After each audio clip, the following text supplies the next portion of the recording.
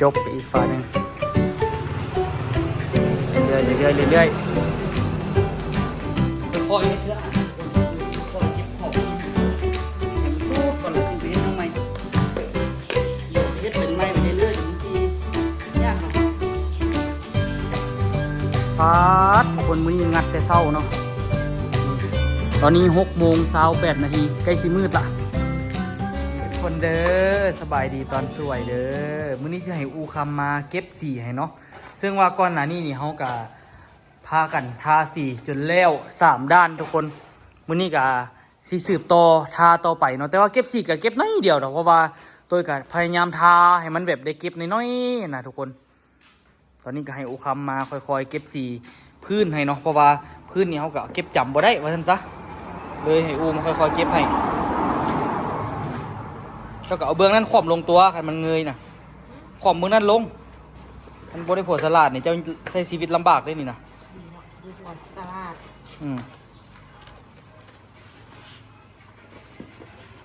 โอ้ต้องปานนั้นคุณบอก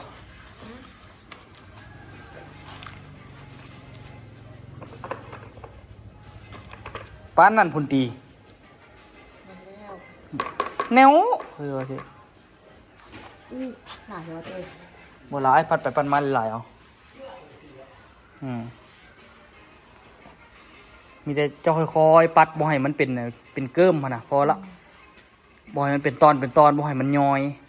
ให้มันตัวใดแล้วมันจะก็ปัดเข้าแคมโอ้ยบ่ไหวเจ้าก็อย่าสู้พื้นเอาแต่เฮ็ดได้เห็นบ่ตัวข้างๆนี่ฮะไอ้มัดใส่เอาเดิมเอาไม้มัดเสื้อคอการมัดเสื้อมันถึงจะเพิ่มสู้ได้ปะมาสิปล่อยน้อยดีกว่าอืมตัวนี้โคโบสู้เลยเนาะเฮ็ดไปโอจึงบ่ได้ขึ้นคันใดเดี๋ยวพาพี่นี่ก่อนถ้าโอ้ยเดี๋ยวให้ข่อยขึ้นคันใดเฮ็ดเอา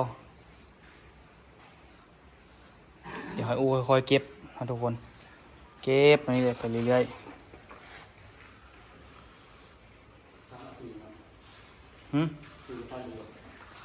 อันใดเกาะสีเขียวมิ้นก็แล้วตัวนี้ให้อูค่อยๆเก็บแล้วกันจังว่ากันเรื่อยๆทุกคนช่วงนี้ลุ้นไปเวียกเอาไปยังบุไปบ่ได้เวียกมันไล่นะเด้ไล่เฮ็ดเพดานให้มันล้มมึงบ่แ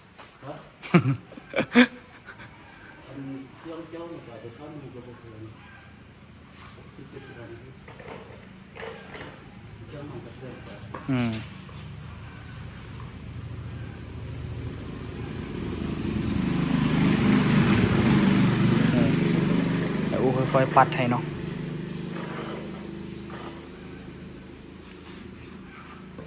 เดี๋ยวถ้าสีแล้วที่ห้องนอนสีได้ติดอันน่ะได้เฮ็ดเพดานใจแท้ก็อยากเฮ็ดกว้างๆไปแหละแต่เงินบ่มีละถ้าหาเงินได้ล่ะจังสิเฮ็ดสนอกบางทีเฮ็ดไว้มันก็ดีคือกันมันบ่นั้นหูปานใดเฮง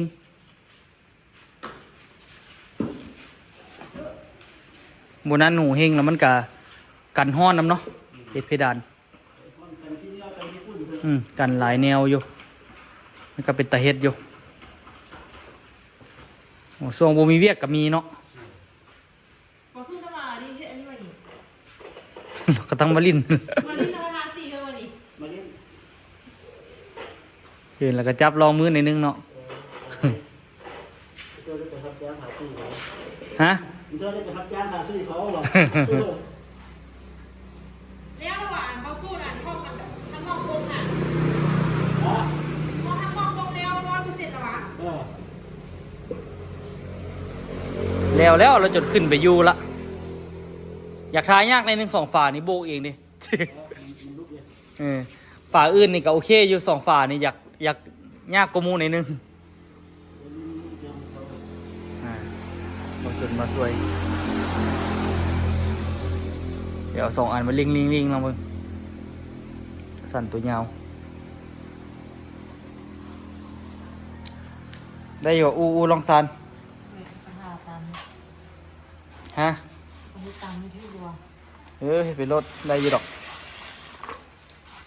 ถือบ่ถือก็สิสนอย่างห้านเฮาคนใด แทนที่ห้าเราต้องมีเธองามเที่ยวเลยนะ บ่ให้ถือว่าคือเขาเจ้าเด้ยาเลยไหมห้านเฮานะอยากนอนท้าก็สิเป็นหยังอยากปีนลังกาท้าสิเป็นจังซี่ถือบ่ถือหยัง เพราะตลกคือเขาเจ้าซื่อดอกทุกคน เอาคือเขาดราม่า เขาดราม่าดำนาอย่าง ด นี้ ราม่าอันเดียวดราม่าอันพ่อล้างรถให้ลูกอันนี้เราเป็นคนมักรถพ่อมันนะ อืม แล้วเวลาลูกชายลูกสาวอันช่วงนี้มันหน้าคุ้นเนาะเอารถเข้าเงินมาให้เดียวแล้วเราอันเสียเราแพงรถนะว่ารถเนี่ยเราเป็นคนมักรถเราแพงรถนะแล้วเว้นเข้ามาตอนเดียวเราล่างก็แต่ว่าเพื่อนไม่เชื่อรถนะเข้าตอนสวยออกมากันล่างมาออกไปตอนสวยตอนแรงมากันล่างสินะแล้วลูกสาวของพ่อน้องมาถ่ายคลิปพ่ออันล่างรถฮัทสินะเขาก็เลยดราม่าว่าแบบ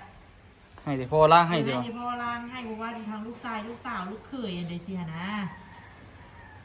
เมียสมาตอบเขาเราว่าคือคนบ่มีคือคนบ่เคยมีรถนี่สินะ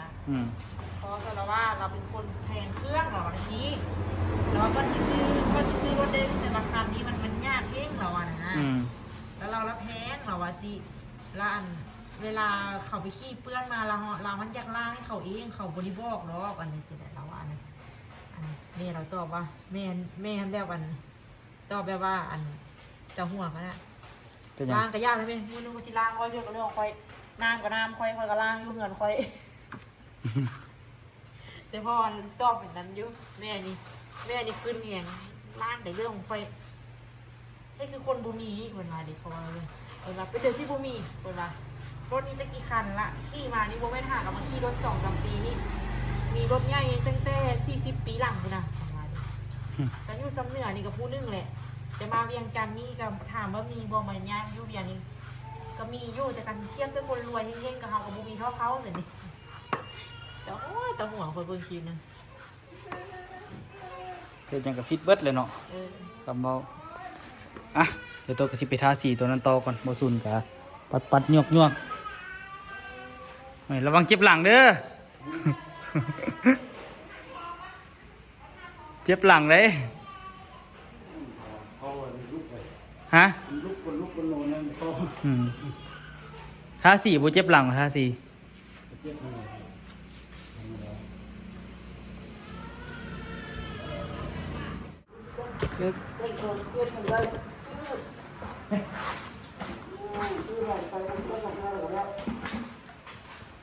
คุณทับลูกเนี่ยที่ว่าไปสุโขทัยเนี่ยอันนี้ทับอันนี้ลูกกระทิลูกนะทับลูกเด็กที่เราซื้อมาถึงว่าส่งข้าวเพื่อนอยู่นะ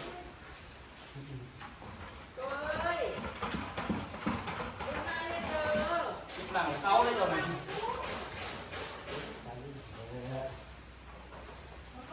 ยิ่งอันนี้ผมไปดู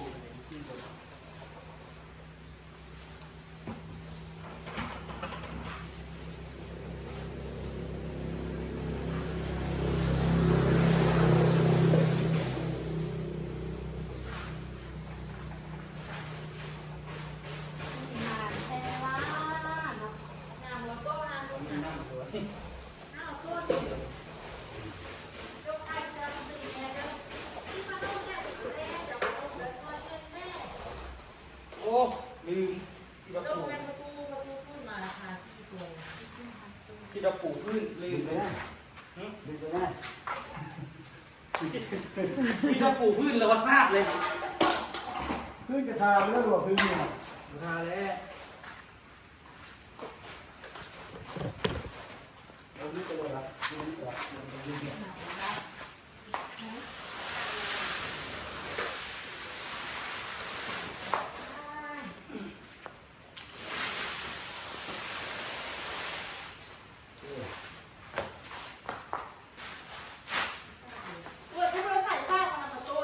บอกโอ้แต่ใส่ซาลงพงมา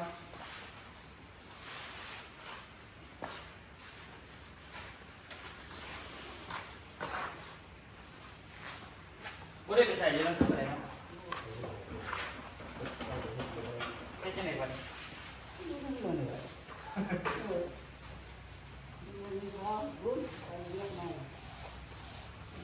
ใส่เบ็ดใส่ไฟเนาะ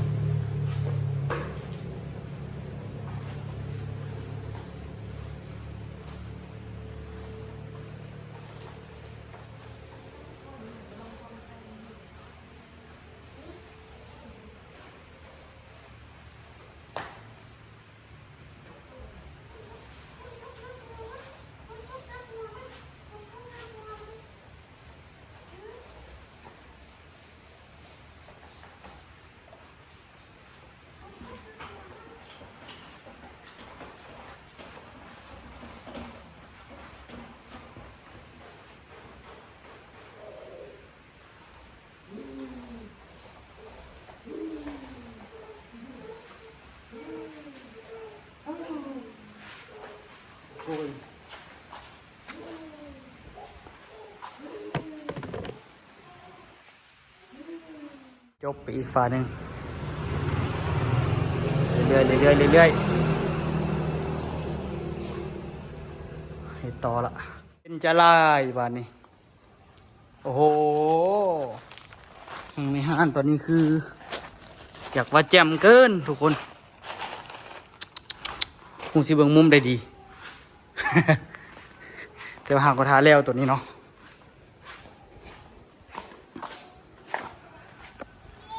ทูอาโกยยังเหลือเสาเนาะเดี๋ยวเก็บเสาทั้งหมดก่อนเรียบร้อยเนาะอันนี้ก็ลอกออกละเนียนกิ๊บตัวบล็อกนี่เขาท่าสีขาวบหรือบุทาเลยบ่เนาะบุทาหรอกเนาะโอ้สีประโยชน์ซะนี่ละเดี๋ยวเอาแปรงมาปัดก่อนขึ้นไปเก็บสีละสีมันโยชน์ใส่เก็บสีขอบนี่เรียบร้อยเมนบัดมันแห้งมากกับสีเนียนคือกันเบิดตอนมันโบแห้งมันกับสีมีบอลเข้มบอลจางคอยให้เธออ่านทุกคนเดี๋ยวคอยเก็บขอบพวกนี้ไปให้มันสูดก่อนแหละจึงไปเฮ็ดน้องไม้เดี๋ยวไปเฮ็ดเป็นไม้ไปเรื่อยๆเดี๋ยวมันสียากเนาะ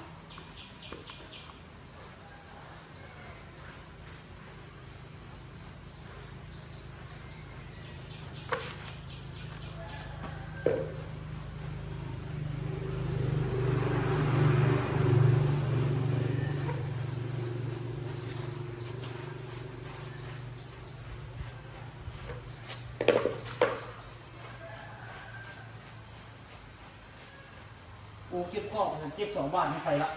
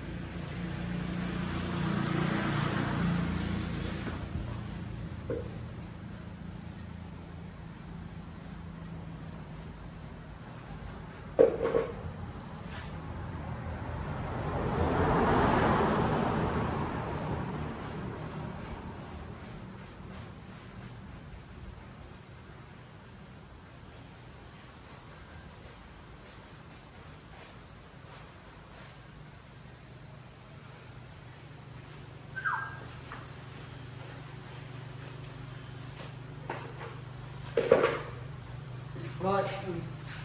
เหลือทั้งเทิงขึ้นไปเลยเก็บมันกับโบยากดอกทุกคนเพราะว่าตัวหันนะพยายามทาขอบไม่ได้ละ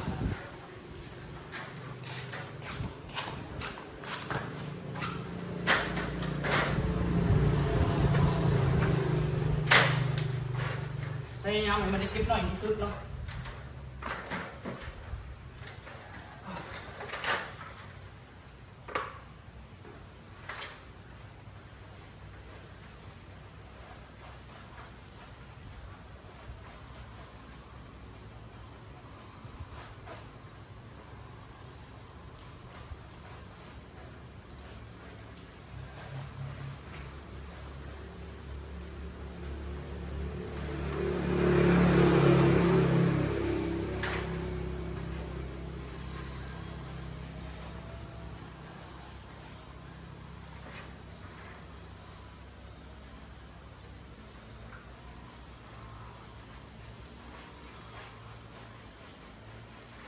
แจม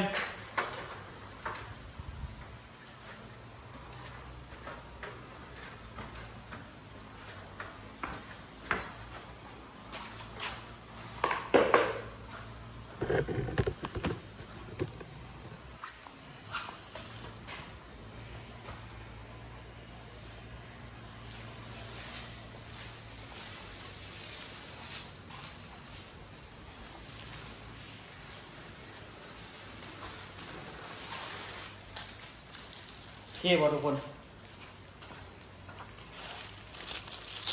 สีเร็วหมดแล้วทุกคนนี่เจอยังแก้วตัวนี้บริเช็ดเนาะนี่โอ้โคตรแจ่มคักอะลีพอจอยมาเริ่มพิดโค้งต่อละเตรียมที่ได้มุงละหลังคาก็ได้เนาะเดี๋ยวแต่น้อยเดียวแจมเดี๋ยวต่อทางในทุกคนทางในยังไม่ได้ทาเถอะเนาะคือทางนอกเก็บสีเก็บอย่างแล้วเบิดทั้งเบิดแหละทุกคนเนาะนี่พวกขอบทางข้างพวกอย่างเก็บเบิดละส่วนสีแล้วได้ทุกคนเก็บขอบก็ได้เนาะอย่างทางในนี่วันนี้นี่ทางในยังไม่ได้ทาอย่างเดียว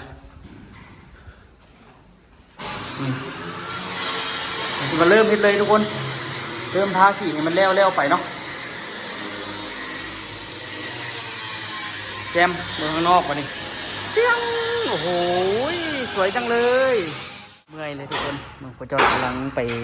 แปลงคืนว่าข้าวยังบ่ตกเหมือนกันเนาะเลยแกะมาแปลงยังบ่ได้ดังใจแล้วนะที่จริงกะใส่หลังคาได้แล้วเด้แกะมาแปลงเพิ่มนิดนึงเนาะตัวกะพอได้นั่นนี่เดี๋ยวตัวกระทาสีของตัวไปเนาะทาสีไปเรื่อยๆเดี๋ยวมันก็แล้วเดี๋ยวสิง่ายไปในละทางนอกถือว่าทางนอกที่อยู่ทางในภายนอกที่อยู่ทางในเลี้ยวละเหลือแต่ห้องนอนกับทางนอกเนาะมื้อนี้ตั้งใจว่าสิเอาที่ห้องนอนนี่ให้มันเลี้ยวแล้วกันโยกมื้อนี้ก็ถือมันได้หลายเติบแล้วนะทุกคนเกินความคาดหมายของตัวละเกินนี่เลยได้ตัวบุคิดว่าสิได้หลายวันนี้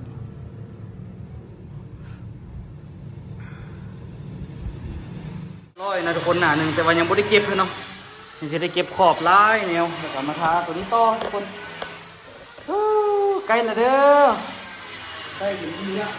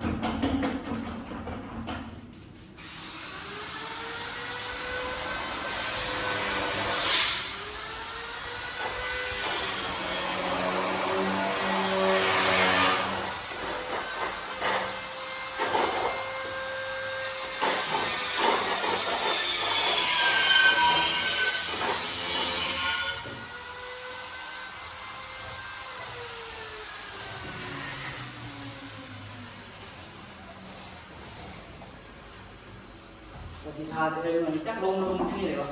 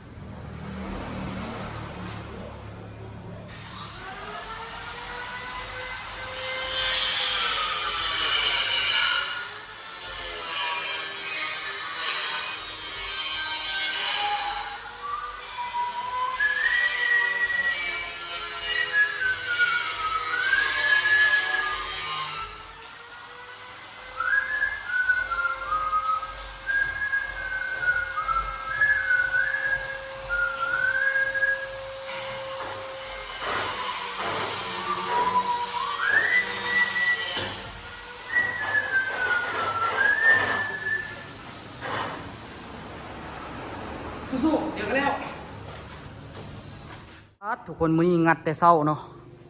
นี่ตอนนี้6:28 นาทีใกล้สิมืดละ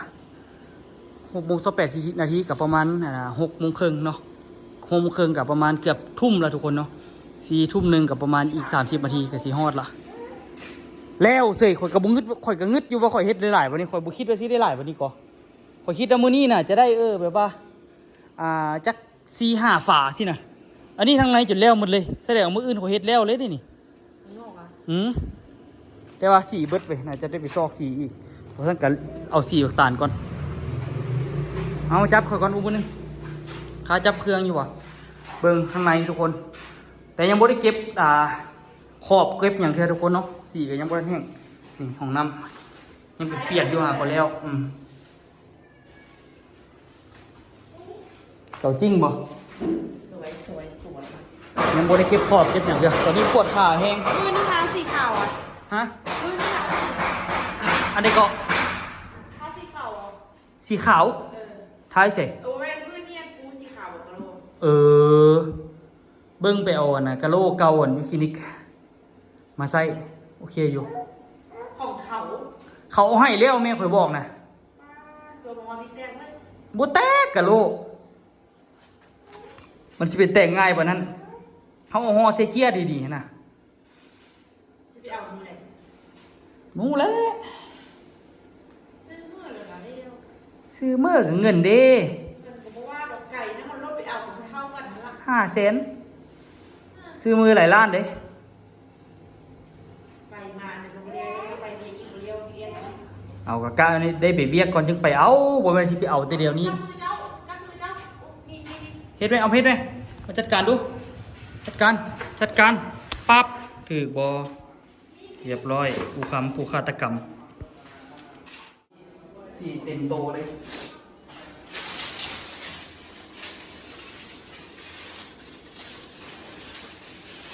กูค่อยจะช่วยกันเลยช่วยอยู่ ฮะ เอารีบปิดเลย สวยอยู่ มีกระรอกเลย เฮ้ยโอ้ย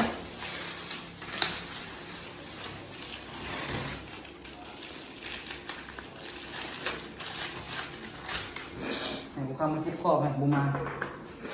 คิดวิงเบิร์ดทุกอย่าง ฮะ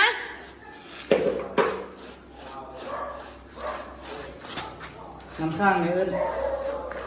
ฮะเขาเกิดปีเด้อ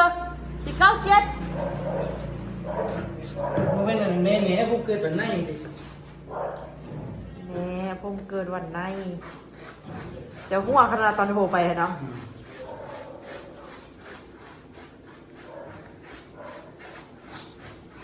โอ้ย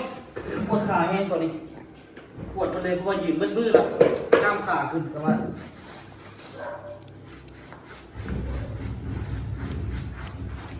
ได้เก็บขอบเก็บแคมจนเบิ้ลจะไหนออกขั้นใดมันขึ้นกางเอามันนี่ข้างในเห็นมันแล้วเลยโบแล้วเอาเสียโคมมาใส่ออก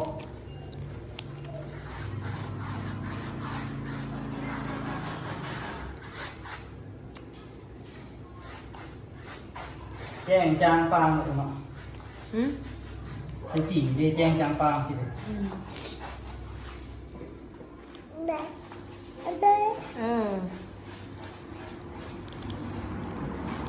พอตู้กับหู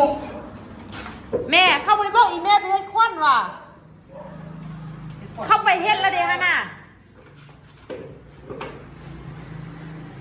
มันไม่ข่อยข่อยนี่อย่างแบบ ขอนออกกรรมลูกเท้าลีคิด ออกกำใกล้ๆกันเลยเกิดกับใกล้ๆกันเลยยุงานกำ2 งานซ้ำคนที่ไป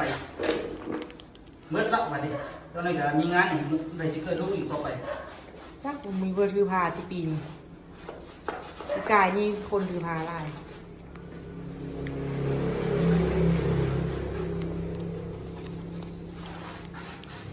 พี่กายที่พูดถึงเอาลงกระเท้ามังกรทองมาตัวเนาะเอาแล้วก็ปีมังกรปีมังกรเอาต้องเกิดปีมังกรทองว่ะบอก โอ้เอาโต้เกิดปีตรงนั้นตัวร้องเนาะ ไปเฮีย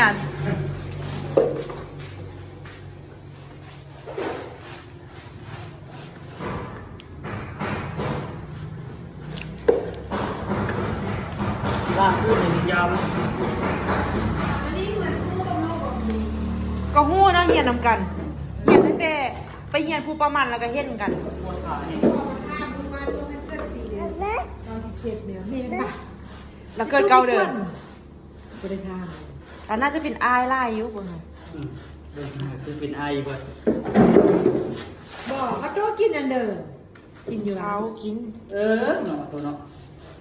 โทรให้พี่ตู้ไปเฮ็ดเล็บเขาก็สร้างหัว เอาสิเฮียแล้วนี่เอา ให้เดินที่บ้านพี่ตู้ก็ไปบ่ยุ่งเด้อพากันไปยุ่งน้ำมันเลยได้ เอาสิเฮียแล้วนี่น่ะ ปวดขานั่ง ตู้ไปเฮ็ดคนก่อนเนาะ อืม ตัวไอ้หมอลูกอยู่หันเด้อ ไปใส่มอง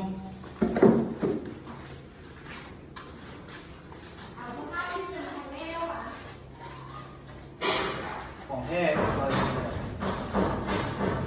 ไปจีทีแล้วเราคิดว่าเราเล่นหนึ่งเดี๋ยวละมือตัวเซาละวันนี้เราก็งัดเต็มที่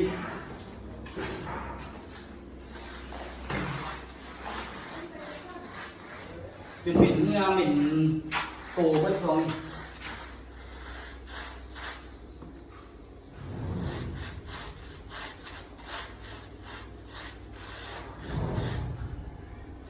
ไปซื้อฝอยไหมคือมีนาเลยเนี่ยลงมาละ พอยจะได้เป็นไงพอยมันคุ้มเดินก็ของแท้ชื่อของแท้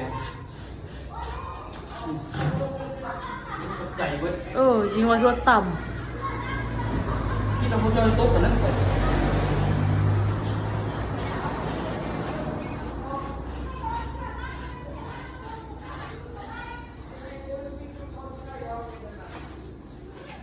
เดี๋ยวบนสูงเอาขั้นใดมาใส่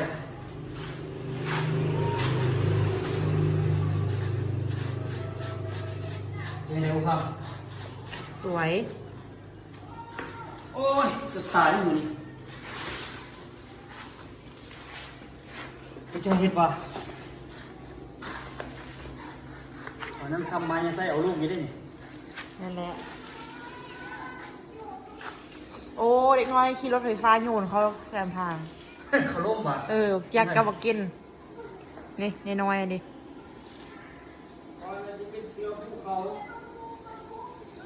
มันต้องมีอยู่แล้วโยนเข็มทาง เจ้าเคยอยู่อ่ะ ตลอด